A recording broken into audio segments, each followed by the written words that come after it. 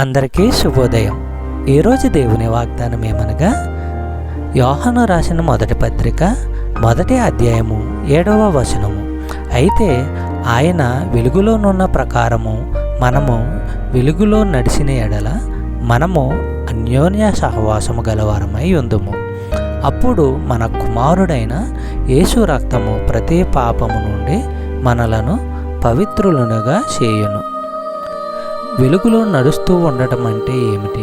తన లేఖలో యోహాను దీనికి అర్థం చెప్తున్నాడు.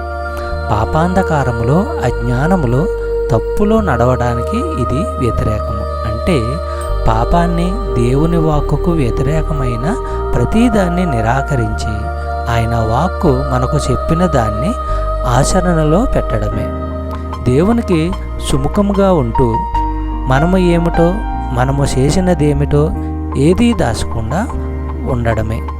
వెలుగులో నడవాలంటే ముందు మనకు వెలుగు కావాలి. అందులోకి మనల్ని తెచ్చే పని దేవునిది.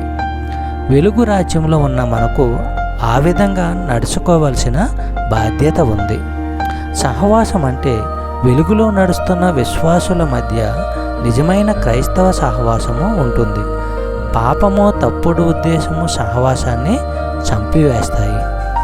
చెప్పబడిన వాగ్దానము దేవుడు దీవించి ఆశీర్వదించును గాక. ఆమేన్.